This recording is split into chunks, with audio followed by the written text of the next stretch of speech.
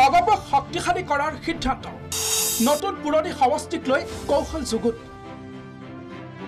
অসম গণ পৰিষদ ভোটাৰৰ কাষ চাপিবলৈ সাজু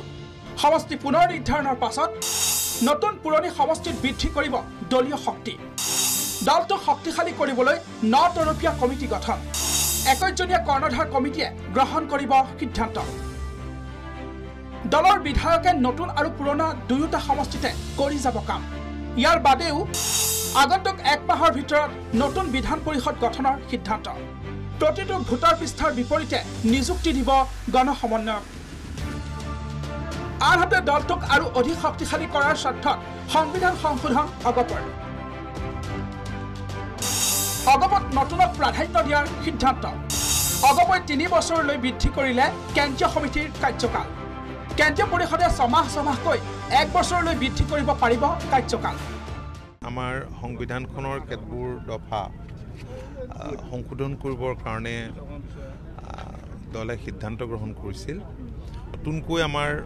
সমষ্টিবিলাকৰ যেটো আকাৰ সমষ্টি পুনৰ নিৰ্ধাৰণে সলনি কৰিছে সেইমতে আমাৰ সাংগঠনিক স্তৰবিলাক গঠন কৰিব লাগিব নিশ্চিত যে এই সভাখনৰ পিছত দলটোক আৰু আমি অধিক গতি দিবলৈ সক্ষম হ'ম লোকসভা সমষ্টি ভিত্তিত আমাৰ দলৰ বিশেষ কৰ্মকৰ্তা সন্মিলন অনুষ্ঠিত হ'ব আগন্তুক লোকসভাৰ বাবেও অগপই চলাইছে প্ৰস্তুতি মিত্ৰ দলৰ সৈতে নিৰ্বাচনত অৱতীৰ্ণ হৈ সাংসদ বৃদ্ধি কৰাৰ চেষ্টা আমাৰ লক্ষ্য হৈছে আমি লোকসভালৈ এবাৰ আমাৰ প্ৰতিনিধি আমি নিৰ্বাচিত কৰিম এটো আমাৰ লক্ষ্য আৰু আমাৰ দৃঢ় বিশ্বাস সমষ্টি কোনটো লওঁ এতিয়ালৈকে কথা বতৰা আমি পতা নাই কাৰণ আমি আপোনালোকক কৈছোৱে যে আমি একেলগে নিৰ্বাচনত অৱতীৰ্ণ হ'ম বিজেপিৰ লগত আমি যেহেতু কথা বতৰা পতা নাই এইকাৰণে পতা নাই যে ডিলিমিটেশ্যন হোৱাৰ পিছত আমি সেইখিনি পতাৰ কথা আছিল ডিলিমিটেশ্যন হৈছে এতিয়া আমি পাতিম আনহাতে সমষ্টি পুনৰ নিৰ্ধাৰণত প্ৰদীপ হাজৰিকাই ব্যক্ত কৰা অসন্তুষ্টি সন্দৰ্ভতো আলোচনা দলৰ সভাত দীঘলীয়া সময় যেতিয়া কিবা এটা বস্তু পাম বুলি এটা আশাৰে ৰৈ থাকে যেতিয়া আপুনি এইটো নাপালে স্বাভাৱিকতেই মানে তেনেকুৱা হ'ব কংগ্ৰেছৰ সময়ত যিটো প্ৰপ'জেল আহিছিলে তাৰপিছত এতিয়া যেতিয়া ডিলিমিটেশ্যনৰ কথাখিনি আহিলে তেতিয়া ক'লে যে নতুন ধৰণে এইটো হ'ব